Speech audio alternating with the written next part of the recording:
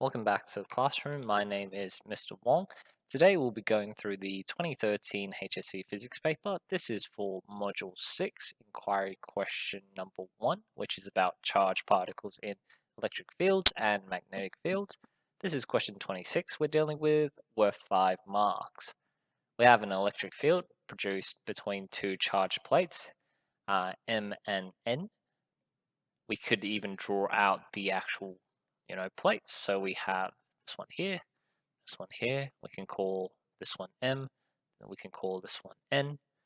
They are 1 centimeter apart, which is this equivalent of saying 1 times 10 to the power of minus 2 meters. And we have an electric field strength of 15 volts per meter. So that's the strength between the two. Calculate the potential difference across the plate. So the formula we're dealing with is E, which is electric field strength, divided by potential difference times the distance in separation. What you can do is you can substitute the values in first, and then we can substitute or rotate our equation over,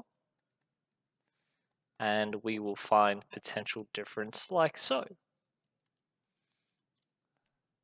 So the potential difference we have is about 0.15 volts.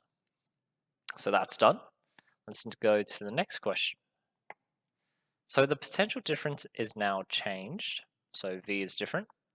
A magnetic field of 0.5 Teslas, B, is placed perpendicular to the plates, as you can see, going into the page. Determine the magnitude and the direction of the electric field required to allow the electron to travel through undeflected. What that means is the electric field strength and the magnetic, or the force from the electric field and the force from the magnetic field are equal. Our electron is moving at 1 times 10 to the power 4. Don't forget the distance in separation is this value that we have here. Okay, so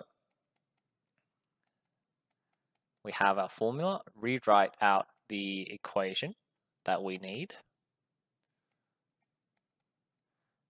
The Q will cancel each other out because we're dealing with an electron. So it's going to be E equals to V times B. The velocity is, where is velocity? 1 times 10 to the power of 4. We have a Tesla of 0.5. So times that together, and that should give us the value of our electric field strength. So our electric field strength is 5,000 voltmeters. If you look at this equation we have here, velocity is measured in meters per second, and Tesla is measured in, magnetic field is measured in Tesla. So technically, you could write the units of an electric field as meters times Tesla over seconds, which is kind of weird. So we'll do this one. So the next bit is, what is the direction of our electric field?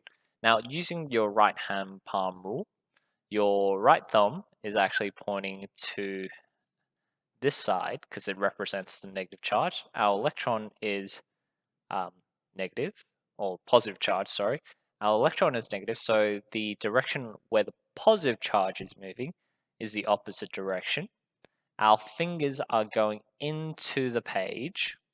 So if you look at that with our image, our palm is pointing down the page there. That is the direction of our gravitation, of our magnetic field, or the magnetic force. Sorry, I keep getting that one wrong. So there's that. Okay, so if there's that, that means our electric field must be going, or the force of our electric field must be pointing up to make it go through undeflected. So if that's the case, that means our electron will go up in this direction, or it's being pushed in that direction. Okay. that means that this plate up here is positive, this plate down here is negative, so our electric field is actually going from M to N, okay? That's actually the direction of our electric field because it always goes from positive to negative. So E field goes from M to N. And that's how you answer this particular question. Okay, so now we have the magnitude and the direction of our electric field. If you found this response useful in helping you understand how to go through questions related to charged particles in electric fields, please give this video a like, subscribe, and I will see you next time.